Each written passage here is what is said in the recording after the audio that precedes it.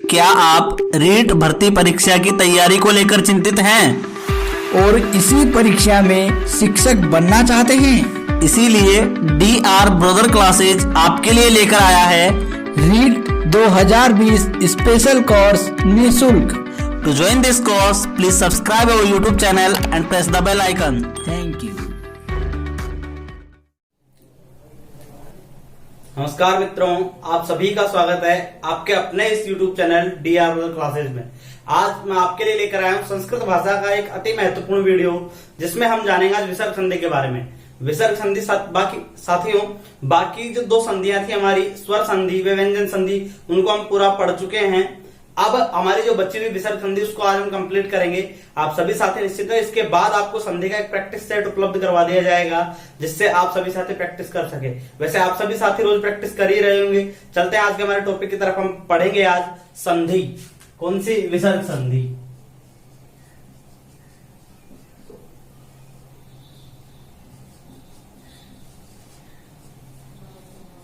साथियों, विसर्ग संधि में सबसे पहले जो नियम हम पढ़ने वाले हैं, उस नियम को उसको हम सबको संधि भी कह सकते हैं। हालांकि आजकल परीक्षाओं में विसर्ग संधि के नाम नहीं पूछे जाते, केवल विसर्ग संधि दे दिया जाता है, तो हमें उनके नाम याद रखने की कहां जरूरत। हम केवल डायरेक्ट विसर्ग संधि के नियम ही पढ़ेंगे, उनके नामों का यहाँ पर कोई जरूरी नहीं है। हम सबसे पहला नियम पढ़ेंगे कि सबसे पहले तो मैं विसर्ग संधि की आपको पहचान बता दूं कि LHS धन RHS। LHS में हमेशा क्या होगा? विसर्ग होगा प्लस इधर क्या हो सकता है? अल। अल का मतलब आप सभी साथी समझ रहे हो, स्वर व्यंजन वर्ण कुछ भी हो सकता है, उसे कौन सी संधि होगी? विसर्ग संधि होगी। अब हम जो नियम पढ़ने जा रहे हैं उसमें देखो आप सभी साथी, LHS धन RHS। LHS और RHS, यदि हमारे पास LHS में क्या है? विसर्ग है प्लस छ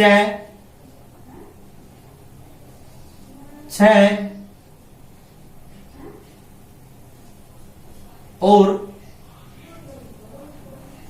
स है। दूसरी कंडीशन इसमें क्या बनती है कि विसर्ग के बाद ट ठ या फिर स। तीसरी कंडीशन इसी नियम में बनती है प्लस ट थ और स। यदि ऐसी स्थिति होती है हमारी, तो हम क्या करेंगे? तीनों में अलग अलग परिवर्तन होगा। आप सभी साथी वैसे पढ़ रखा होगा, एक बार यहां पढ़ने के बाद आप भूलेंगे नहीं। साथियों, जब हमारे पास विसर्ग के दूसरी तरफ च छ और स, कौन सा स है? तालव्य स हो, तो इस विसर्ग का क्या होगा? तालव्य स होगा। क्या होगा? तालव्य स होगा। तो तालव्य स होने के बाद हम इनको मिलाएंगे, तो हमारा जो रूप बनेगा इन दोनों को मिलाने पर क्या क्या बनेगा? आप सभी साथी देखिए, च या तो ये बनेगा, या बनेगा छ, या फिर क्या बनेगा? स, या फिर इसी के, ध्यान रखना इन सभी स में या तो हम आगे आधा स लगा सकते हैं, या फिर विसर्ग भी इसमें रह सकता है। आप सभी साथी इसका ध्यान रखें। ठीक इसी प्रकार इसमें जो परिवर्तन होगा, कौन सा से आएगा? इसमें मूर्धन्य से। आप सभी साथियों ने उच्चारण स्थान पढ़ेंगे, उसके आधार पर ही ये संधियों का क्रम है, उसी के आधार पर ये सय हो रहे हैं। टैठे का उच्चारण स्थान मूर्धा, तो इसके साथ कौन सा? मूर्धन्य से आएगा। उसी प्रकार इस विसर्ग का कौन सा से हो जाएगा? मूर्धन्य से होगा। ठीक इसी प्रकार मूर्धन्य से होने पर, जब इसका मूर्धन्य से होगा, तो यहां जो रूप बनेगा हमारा क्या बनेगा? स्ट,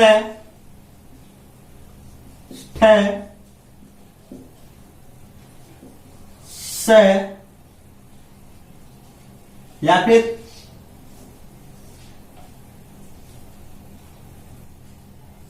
विसर्ग प्लस स। तीसरी कंडीशन भी यही आती है, इसमें कौन सा स होगा? दंती स। दंती स होगा, त और थ या फिर स आ जाए तो कौन सा स? दंती स। तो हमारा रूप क्या बनेगा? स्त है। थ या फिर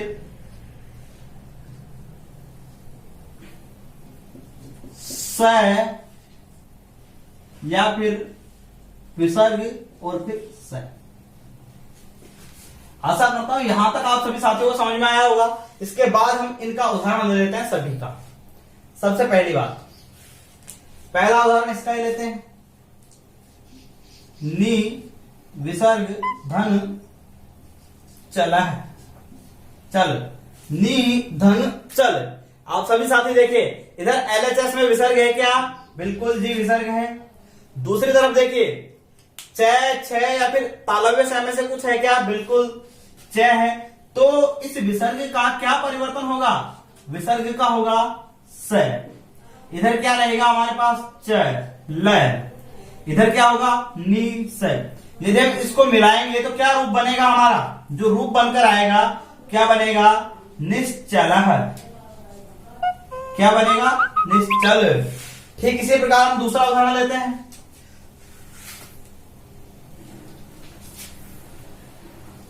धनु धन टंकार है, धनु धन टंकार है। अब आप इसमें देखिए साथियों कि हमारे पास एलएचएस में विसर्ग है, ठीक है। दूसरी तरफ ट ठ या फिर मूर्धन्य स है, बिल्कुल है, ट है। यदि ट है तो इसका कौन सा स होगा? मूर्धन्य स होगा, और वो भी कौन सा? आधा हलंत स। यदि हम इस सबको मिलाएं तो क्या रूप बनेगा हमारा? धनु आधा स विसर्ग की जगह पर, बाकी को मिला दो, धनुष टंकार। ठीक इसी प्रकार हम तीसरा उदाहरण ले लेते हैं इसमें से।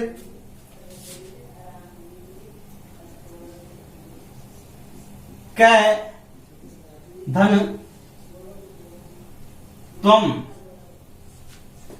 बताइए, एलएचएस में विसर्ग है, बिल्कुल है। ठीक उसी प्रकार आरएचएस में त थ या फिर दंती स में से कुछ है, त है। तो हमारा ये जो विसर्ग है किसमें परिवर्तित हो जाएगा? दंती स में। यदि हम इस सबको मिलाते हैं तो हमारा रूप क्या बनेगा? कस्त्वम। क्या रूप बनेगा? कस्त्वम। अब मैं आपको ये विसर्ग से ये सभी रूप एक बनाकर दिखा देता हूं। यहां पर आप सभी साथी देखिए कि हमारे पास एक उदाहरण है, नी धन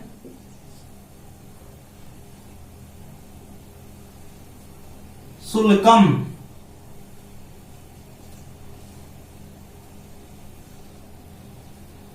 बताइए, यहां पर इधर विसर्ग है, इधर कौन सा है? तालव्य से। तो इस विसर्ग का क्या होगा? तालव्य से होगा। जब इस विसर्ग का तालव्य से हो जाएगा हमारे पास बनेगा निस धन शुल्कम।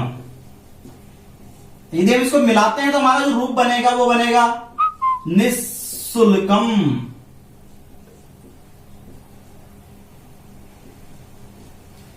या फिर हम इसको स में ना बदले, केवल विसर्ग रहने दें, तो हमारा रूप क्या बनेगा? नि शुल्कम। आप सभी साथी और हम आज तक इसी रूप का ज्यादातर इस्तेमाल करते आए हैं, जबकि दोनों सही है। आशा करता हूं आप सभी साथियों को ये नियम समझ में आएगा। एक बार सभी सारे स्क्रीनशॉट लें ताकि हम आगे और अन्य नियमों पर चर्चा कर सके। साथियों, आप सभी साथी कमेंट करके बताएं कि आपको हमारी कक्षाएं कैसी लग रही है, और अच्छी लग रही हो तो लाइक का बटन जरूर दबाएं। आप सभी के लिए सूचना, जो साथी चैनल पर नए हैं या जिन्होंने अभी तक चैनल को सब्सक्राइब नहीं किया है, सबसे पहले चैनल को सब्सक्राइब करें, साथ में बेल आइकन प्रेस करें, जिससे आने वाली प्रत्येक वीडियो संबंधित सारी सूचना आपको सबसे पहले प्राप्त हो सके। साथियों, हमारा जो दूसरा नियम होगा, तो दूसरा नियम क्या होगा? LHS RHS। यदि LHS में हमारे पास क्या हो? ए हो, ए के तुरंत बाद क्या हो? विसर्ग हो, फिर उसके बाद क्या हो? या तो क्या होगा? क, ख या फिर प या फिर फ। आप सभी साथी जानते हैं क ख या फिर प फ। किसके बाद? ए के बाद विसर्ग, विसर्ग के बाद ये। ये दोनों जो स्थितियां ये एलएचएस में ही होगी, एफ प्लस विसर्ग, और ये स्थितियां कहां पर होगी, आरएचएस में होगी। ऐसी स्थिति में हमें करना क्या है, हमारा जो विसर्ग बनेगा इसके दो रूप होंगे, या तो ये विसर्ग ही रहेगा या फिर ये अर्ध विसर्ग में बदलेगा। किसमें बदलेगा, अर्ध विसर्ग में। अर्ध विसर्ग कैसे लिखते हैं इसके बारे में मैं आपको बता चुका हूं पूर्व की कक्षाओं में। आधा मिटाया, इधर ऊपर से भी आधा मिटाया, तो हमारा क्या बचा, अर्ध विसर्ग, इसलिए इसको अर्ध विसर्ग कहते हैं। अब हम इसका जो उदाहरण देखेंगे उसमें आप समझ में आएगा कि यदि हम क और ख के आगे, एक बार आप सभी साथी ध्यान दें, क और ख के आगे यदि हम अर्ध विसर्ग लगा दे, जैसे क ख, तो ये तो क्या है, जिह्वा मूल्य, ठीक है। और यदि इसी प्रकार हम प और फ के आगे, प और फ इसके आगे लगा दें, तो ये हमारे क्या होते हैं, उपधमानीय। ये किसमें बदल जाते हैं, या तो आप इसे जिह्वा मूल्य या फिर उपधमानीय में बदलिए, या फिर विसर्ग का विसर्ग रहने दीजिए। इस प्रकार से इसका रूप बनेगा। हम इसका एक उदाहरण ले लेते हैं। जैसे पहला उदाहरण, प्रातः धन काल, प्रातः धन काल। आप सभी साथी देखिए इधर एलएचएस में, किसमें, एलएचएस में हमारे पास ए है, बिल्कुल है, ए धन विसर्ग भी है। ये आरएचएस की स्थिति है। उसके तुरंत बाद आरएचएस में आप देखिए, आरएचएस में हमारे पास क्या, इन चारों में से कोई है क्या, क है, तथ है, क है। तो ये जो विसर्ग होगा, या तो हम इसको किसमें बदलेंगे, या तो अर्ध विसर्ग में बदलेंगे या फिर विसर्ग में बदलेंगे। दोनों स्थितियां जैसे आप बदलो, दोनों ही सही है। आपको पेपर में जो देखने को मिले उसके अनुसार आप सही करें। जैसे आपसे पूछ लिया जाए अर्ध विसर्ग वाला देकर तो भी संधि विच्छेद यही होगा, विसर्ग वाला देकर पूछा जाए तो भी संधि विच्छेद यही होगा। जैसे हम इसको मिलाते हैं, यदि मान लीजिए हम अर्ध विसर्ग वाला रूप बनाते हैं तो क्या रूप बनेगा, प्रातः काल। या फिर हम विसर्ग वाला रूप बनाएंगे तो क्या रूप बनेगा, प्रातः काल। आप सभी साथी देख सकते हैं दोनों रूप सही है। आप परीक्षा में पूछा जाए, मान लीजिए ये रूप देकर पूछ लिया जाए तो आप इसका संधि विच्छेद यही करोगे। अगर ये रूप देकर पूछ लिया जाए तो भी आप इसका संधि विच्छेद यही करोगे। आशा करता हूं आप सभी को ये समझ में आएगा। हम दूसरा उदाहरण ले लेते हैं।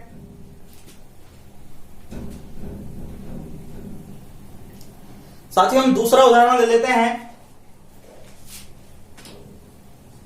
क्या है, धन फलती। ठीक इसी प्रकार बताइए, इधर भी ए है, विसर्ग है, इधर प है ही, तो हमें क्या करना, इसके दो रूप बनाने, या तो अर्ध विसर्ग वाला या फिर विसर्ग वाला। यदि हम इन दोनों रूप को बनाते हैं तो क्या क्या रूप बनेगा, आप सभी साथी जान चुके होंगे क्या रूप बनेगा, क फलती या फिर कह फलती।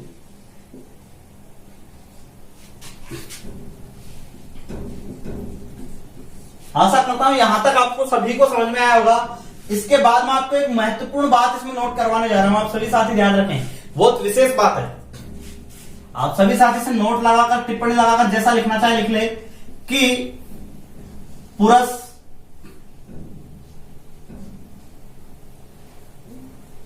या फिर आप विसर्ग से लिख लीजिए पूरा है, या फिर इसको ब्रैकेट में पुरस भी मिल सकता है आपको। पूरा है पुरस, तिरा है तिरस और नमा है। इन तीनों शब्दों के बाद कौन कौन से, पूरा है, तिरा है, नमा है। तिरह का तिरस ही अधिकतर आपको देखने को मिलेगा, पूरा का पुरुष का पूरा, दोनों कोई भी देखने को मिल सकता है। अगर ऐसी स्थिति हो और इनके बाद के पर में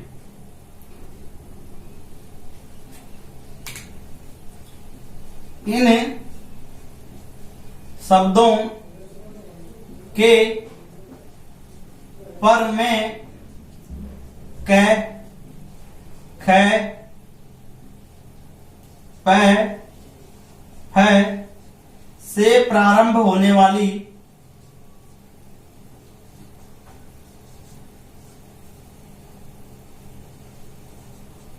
होने वाली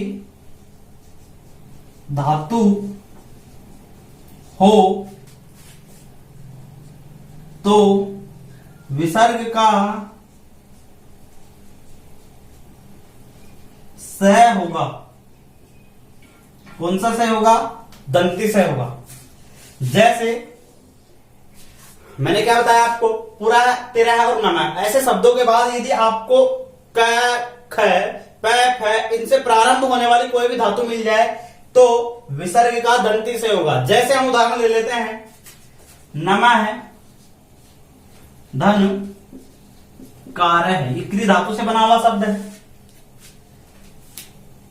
क्रय धातु से हम लोग किसी भी इन धातु से निर्मित शब्द हो या फिर धातु हो, धातु रूप हो, तो हम इस विसर्ग की जगह क्या करेंगे? स करेंगे। उतार दीजिए, न में ऐसे का ऐसे हमने स किया, उतार दिया, उतारा आगे कार। यदि हम इन सबको मिलाएंगे तो हमारा जो रूप बनेगा क्या बनेगा? नमस्कार। आशा करता हूं आप सभी साथियों को समझ में आया होगा। यहां तक आप सभी साथी एक बार स्क्रीनशॉट ले, इसके बाद हम जानेंगे अगला नियम।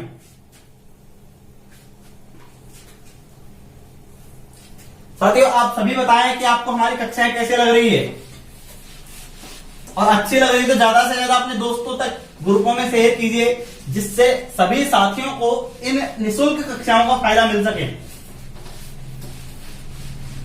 जो साथी चैनल पर नए उनको बता दूं, यहाँ पर रीट 2020 का निःशुल्क कोर्स करवाया जा रहा है। सभी साथी अधिक से अधिक संख्या में जुड़कर इसका लाभ उठाएं।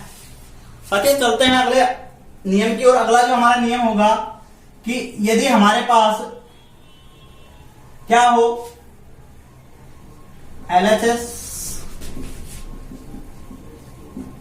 LHS में हो हमारे पास ई या फिर ऊ, और इसके तुरंत बाद क्या हो? विसर्ग हो। ये कंडीशन LHS की है। उसके बाद RHS में हमारे पास क्या हो? कै, पै, ख, कै, ख, पै, है या फिर मैं। अगर ये शब्द हो तो इस विसर्ग का क्या होगा? स होगा। कौन सा स? सॉरी ये वाला स नहीं, मूर्धन्य से होगा। कौन सा स होगा? मूर्धन्य से होगा। हम इसका एक उदाहरण देख लेते हैं। जैसे आवी धन कार है। बताइए आप सभी साथी, इसमें ई या ऊ है? बिल्कुल है। उसके बाद विसर्ग है? बिल्कुल है। ई या ऊ के बाद विसर्ग है, और इधर कै, ख, पै, फै, मैं में से कुछ है? कै है। तो इस विसर्ग का, ये जो विसर्ग हमें दे रखा है, इस विसर्ग को हम चेंज करेंगे किसमें? मूर्धन्य सकार में। यदि हम इसको मूर्धन्य सकार में बदलेंगे तो हमारा जो रूप बनेगा क्या बनेगा? आवी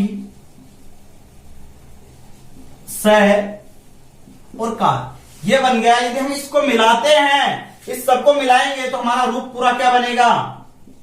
आविष्कार। क्या बनेगा? आविष्कार। आशा करता हूं ये उदाहरण आपको समझ में आएगा। हम दूसरा उदाहरण ले लेते हैं कि वपुः धन मान। वपुः धन मान। यदि आप सभी साथ देख सकते हैं, इधर ई या ऊ है, उसके बाद क्या है? विसर्ग है। ई या ऊ के बाद विसर्ग है, और उसके बाद कै, ख, पै, फै, मैं, पांचों में से कोई सा शब्द है, मैं है। तो हम इस विसर्ग को किसमें बदलेंगे? स में बदलेंगे। आप सभी साथी समझ चुके हैं। और यदि हम इसको मिलाएंगे पूरे को तो क्या रूप बनेगा? वपु। आधा स हमने यहां पर लिख लिया, आगे इसको लिख दिया वपुष्मान। क्या रूप बना? वपुष्मान। आशा करता हूं आप सभी साथियों को यहां तक समझ में आया होगा। आप सभी साथी एक बार स्क्रीनशॉट ले, ताकि हम आगे के नियमों पर और चर्चा कर सकें।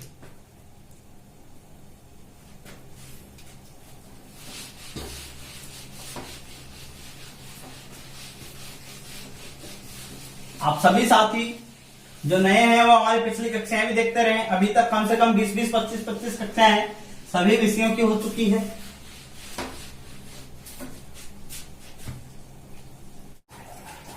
साथियों हमारा अगला नियम होगा, सभी साथी बड़े ध्यान से देखिएगा।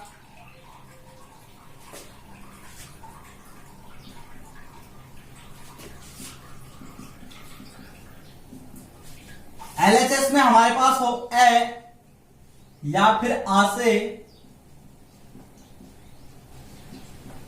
भिन्न स्वर। एलएचएस में क्या हो, ए या आ से भिन्न स्वर। दूसरी तरफ हमारे पास हो 3, 4, 5। ऐसा होता है, आप सभी साथी समझ रहे होंगे कि 3, 4, 5 मतलब वर्ग का तीसरा वर्ण, चौथा वर्ण, पांचवा वर्ण। या फिर हमारे पास हो स्वर, या फिर हो है य, व, र, ल। क्या हुआ हमारे पास, या तो है य, व, र, ल। अगर ऐसी स्थिति हमारे पास है तो हम क्या करेंगे, यहां पर हमें विसर्ग लगाने भूल गए साथियों।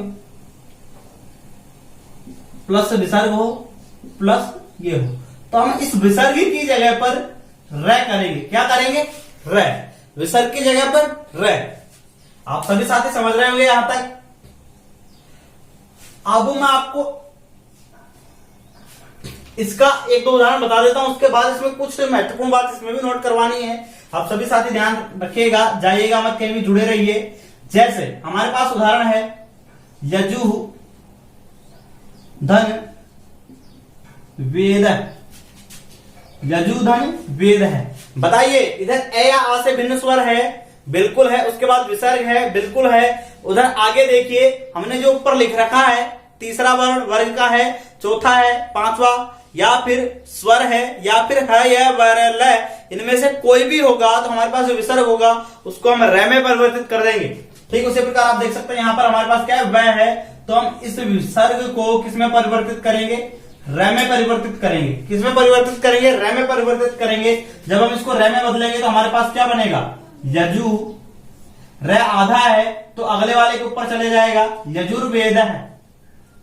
क्या रूप बनेगा हमारा, यजुर्वेद है। ठीक इसी प्रकार हम दूसरा उदाहरण ले लें यहां पर।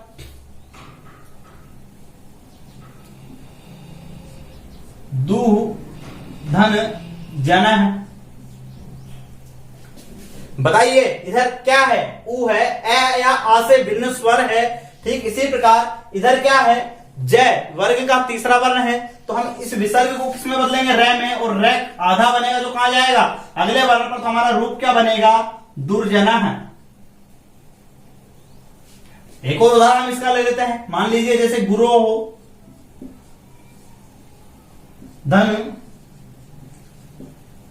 भाषणम।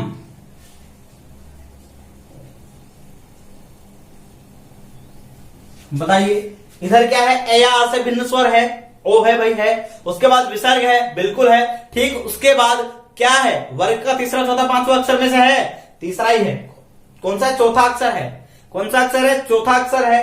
तो इस विसर्ग का क्या करेंगे, हम र करेंगे। विसर्ग का क्या परिवर्तित करेंगे, र। विसर्ग का र हम बनाएंगे। ठीक, इसके बाद हमारा जो रूप बनेगा क्या बनेगा, गुरु और भाषणम। गुरोर भाषणम। साथियों, यहां तक हमने समझा, हमारा रूप बना गुरोर भाषणम। अब हम बात करेंगे आपसे, इसमें जो कुछ महत्वपूर्ण बात बता रहा था कि इसमें ए या आ से भिन्न स्वर तो हमें लेने हैं, लेकिन कुछ शब्द ऐसे हैं जिन्हें हमें यहां पर छोड़ देना है। अंतर, ये अंत के रूप में भी आपको मिल सकता है।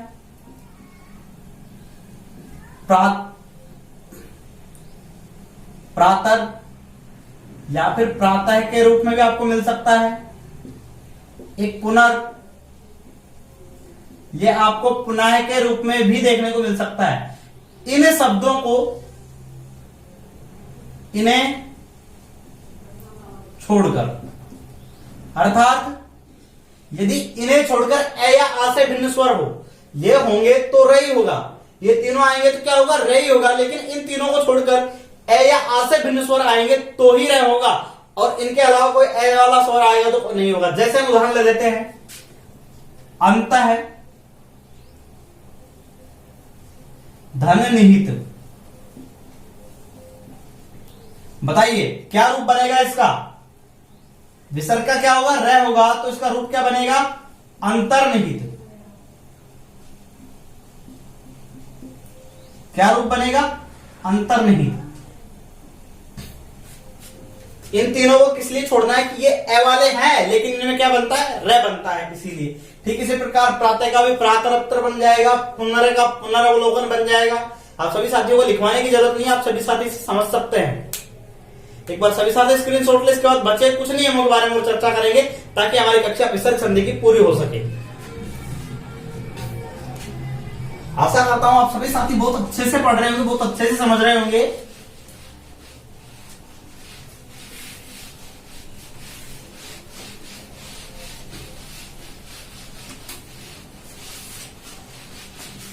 साथियों अगला नियम जो हमारा होगा 5वां, इसमें हम 2 टाइप के प्रश्न पढ़ेंगे। 2 टाइप कैसे कैसे, जैसे हमारे पास एक तरफ तो क्या होगा, पहला प्रकार तो इसका ये होगा कि हमारे पास LHS और RHS। LHS में हमारे पास होगा ए और विसर्ग, ए के बाद क्या होगा, विसर्ग होगा, और उधर RHS में क्या होगा, ए होगा। अगर ऐसी स्थिति हुई तो हम क्या करेंगे, ये जो विसर्ग है इसका हम करेंगे ऊ, क्या करेंगे, ऊ, और उसके बाद इधर आएगा ए। बताइए ए प्लस ऊ को यदि हम मिला दें तो हमारा रूप क्या बनेगा, ओ, क्या बनेगा, ओ, और ओ के बाद यदि ए आ जाए तो हमारा नियम क्या कहता है, पूर्व रूप संधि का, कि पूर्व रूप हो जाएगा, और ये ए क्या हो जाएगा, अवग्रह में बदल जाएगा। किसमें बदल जाएगा, अवग्रह में। एक प्रकार तो ये हो गया हमारा। दूसरा जो इसका प्रकार होगा, इसमें हमें क्या चाहिए, LHS में चाहिए ए धन विसर्ग, क्या चाहिए, ए और विसर्ग दोनों होने चाहिए। ठीक उसी प्रकार RHS में हमारे पास होना चाहिए 3, अर्थात वर्ग का तीसरा, चौथा, 5वां वर्ण हो, या फिर हो है, यह, वह, रे, या फिर ल। अगर ये शब्द है तो हमें क्या करना है, इसका ये ही करना है, लेकिन यहां पर ये अवग्रह नहीं बनेगा। क्या नहीं बनेगा, यहां पर अवग्रह नहीं बनेगा। जैसे हम यदि इस विसर्ग को ऊ में परिवर्तित करें और इधर ए मिलाएं तो ये तो क्या बन जाएगा, मिलके ओ, क्या बन जाएगा, ओ, और बाद का ऐसे हमारा रह जाएगा। आप सभी साथी इसको समझ सकते हैं कि ओ कैसे हुआ। हम इनका उदाहरण ले लेते हैं ताकि आपको अच्छे से समझ में आ जाए। जैसे कै धन अपि, कै धन अपि। बताइए ए है, कै में ए मिला हुआ ही है, ए के बाद विसर्ग है, तो इस विसर्ग का हम क्या करेंगे, ऊ करेंगे। यहां क्या हुआ, कै ऊ, तो क्या बन गया हमारा, धन क्या बचा, इधर अपि। इधर कै और ऊ दोनों को मिलाते हैं तो क्या बनेगा हमारा, को, और इस ए का क्या हो जाएगा, अवग्रह है, बचा क्या हमारा रूप क्या बना, को अपि। क्या रूप बना, को अपि। ठीक इसी प्रकार इधर आ जाइए आप। जैसे हमारे पास है मना है धन रथ है, मना है धन रथ। अगर ऐसा हमारे पास है तो हम क्या करेंगे, बताइए इधर क्या है, ए है, ए के बाद विसर्ग है, तो हमारा रूप यहां पर क्या बन जाएगा, यहां पर मन है धन ऊ, धन रथ है। बताइए इस ए और ऊ को यदि हम मिलाएंगे तो क्या बनेगा, मनो रथ है। क्या रूप बना हमारा, मनोरथ है। आप सभी साथी ज्यादा से ज्यादा ऐसे नियमों की प्रैक्टिस करें, जो भी संधि मिले उसमें नियम लगा कर देखें और अधिक से अधिक अभ्यास करते जाएं। यहां पर लिखा हुआ है अनभ्यासे विसंवद विद्या। आपको बार बार बताने की जरूरत नहीं होनी चाहिए कि अभ्यास के बिना जो विद्या होती है विष के समान होती है। अभ्यास नहीं करोगे तो आप कुछ नहीं सीखोगे, इसलिए बार बार अभ्यास करना बड़ा जरूरी है प्रत्येक चीज का, जिसे हमें सीखना है। आशा करता हूं आप सभी को ये समझ में आया होगा। आप सभी साथी एक बार और स्क्रीनशॉट ले लें ताकि हमारा जो बचा हुआ नियम है उसको हम पढ़ सकें।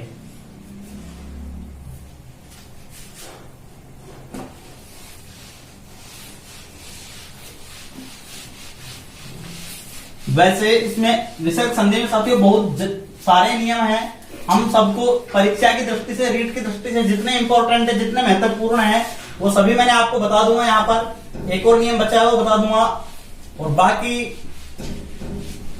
नियम बहुत सारे हैं, ऐसी कोई दिक्कत नहीं। लेकिन कुछ मुख्य नियम थे जिनसे हमें अधिकतर संधि पूछी है, वो आपको बता दिया है मैंने। एक और नियम हमारा कि क्या हो, LHS RHS। आप सभी साथी ध्यान रखें, अगर LHS में हमारे पास हो ए, ई और उ, अण प्रत्याहार ए, ई, उ, और इसके बाद क्या हो, र हो। आप सभी को बता दूं, र विसर्ग से ही बनता है। र की जगह आपको विसर्ग भी कहीं कहीं देखने को मिल सकता है। क्या मिल सकता है, या तो र मिलेगा या फिर विसर्ग मिलेगा। दूसरी तरफ आपको क्या मिल जाए, र मिल जाए। क्या मिल जाए, र मिल जाए, तो हमें इनका तो क्या करना है, लोप। क्या करना है, लोप करना है, काट देना है। और ए, ई, उ, इसका क्या कर देना है, दीर्घ। क्या कर देना है, दीर्घ। आप सभी साथी समझ रहे हैं। हमें ए, ई, उ, उसके बाद र या विसर्ग, र है जो विसर्ग से ही बना हुआ होगा, आप सभी साथी ध्यान रखें। और उसके बाद हमें क्या मिल जाए, र मिल जाए दोबारा से, तो हम इसका तो लोप करेंगे और ए, ई, उ, इसको हम दीर्घ कर देंगे। क्या कर देंगे, दीर्घ कर देंगे। दीर्घ का मतलब बड़ा कर देंगे। तो ए का दीर्घ क्या होगा, आ, ई का दीर्घ क्या होगा, बड़ी ई, उ का दीर्घ क्या होगा, उ। ये हम बना देंगे। आप सभी साथी इनका उदाहरण समझे। जैसे हमारे पास उदाहरण है, सबसे मुख्य उदाहरण जिसका प्रचलित होता है, अंतर, या फिर अंतः भी आपको देखने को मिल सकता है। धन राष्ट्रीय, अंतर धन राष्ट्रीय। बताइए, र के बाद र है क्या, पहले तो इधर देख लीजिए, र के पहले ए, ई, उ, तीनों में से कुछ है क्या, ए है। जब ए है तो उसके बाद देखिए कि र है, र के बाद फिर र है, तो हमें क्या करना है, इस र को खजाओ यहीं पर, अर्थात लोप कर दो। लोप करेंगे तो आगे जो ए है, क्या मिला ए में, ट में ए मिला है, उसका हम क्या करेंगे, दीर्घ करेंगे। तो क्या बनेगा, अंता। बाकी शब्द को इसके बाद टिप दीजिए, अंतरराष्ट्रीय। ये शब्द शुद्धि में भी संस्कृत में कई बार पूछा जाता है, इसलिए सभी साथी ध्यान रखिए। दो तरीके से महत्वपूर्ण हो जाता है ये शब्द आपके लिए, एक संधि की दृष्टि से और एक शब्द शुद्धि की दृष्टि से। ठीक इसी प्रकार हम दूसरा शब्द ले लेते हैं, नि धन रव। निधन रव, बताइए इसमें क्या है हमारे पास, इसके पहले ई है, ई के बाद क्या है, विसर्ग है। क्या है, विसर्ग है। तो विसर्ग का हम क्या करेंगे, और उसके बाद र होगा तो क्या करेंगे, विसर्ग का लोप करेंगे। लोप करने के बाद ये जो हमारे पास नी में छोटा ई है, इसको हम क्या कर देंगे, बड़ा कर देंगे, और बाकी को मिला देंगे तो हमारा रूप क्या बनेगा, नीरव। क्या बनेगा, नीरव। आप सभी साथी एक उदाहरण को लेकर कंफ्यूज होंगे मेरे हिसाब से, जिसमें मैं बता दूं आपको, मना है, धन रथ है। बताइए, ए के बाद विसर्ग, विसर्ग के बाद र है। नियम तो ये भी यहां लगना चाहिए था, लेकिन मैं आपको बता दूं कि जो मना में जो विसर्ग है, इससे र नहीं बनता है, इससे बनता है स। मना का क्या होता है, मनस होता है, न कि मनर। क्या होता है, मनस होता है। आप सभी साथी इस बात को समझे कि यहां पर जिस विसर्ग का जो शब्द र से अंत होगा, विसर्ग तो केवल आपको कहीं कहीं देखने को मिल सकता है, अधिकतर र मिलेगा, और र नहीं मिले, विसर्ग मिले, तो आपको यह पता लगाना है क्या इससे र, इस विसर्ग का यहां पर र होता है क्या। जैसे नी था तो नी का निर बनता है, दू का दुर बनता है, अंतय का अंतर बनता है, प्रातः का प्रातर बनता है। तो हमें यहां पर यह करना है। इसी प्रकार जैसे मनस, मने में र नहीं हो रहा था तो हमने ये नियम नहीं लगाया। आप सभी साथी समझ सकते हैं इसमें कौन सा नियम लगेगा, पहले वाला लगेगा, और इसमें ये वाला। समझ गए सभी साथी। चलिए एक बार स्क्रीनशॉट लीजिए। साथियों, हमारी विसर्ग संधि की कक्षा आज यहीं समाप्त होती है। मिलेंगे आपसे संस्कृत के एक और किसी महत्वपूर्ण वीडियो में। आप सभी साथी हमें कमेंट करके ये बताएं कि आज की हमारी कक्षा आपको कैसी लगी, कितनी समझ में आई और आपको कैसा लग रहा है यहां पढ़कर, आप सभी साथी जरूर से जरूर कमेंट करके हमें बताएं। हम डीआरबी टीम की तरफ से आशा करते हैं आप सभी साथियों का भविष्य उज्जवल हो, आप सभी साथी जल्द से जल्द शिक्षक बने, शिक्षक बनकर राष्ट्र निर्माण में अपना योगदान दे तथा अपने माता पिता का नाम गौरवान्वित करें। धन्यवाद साथियों।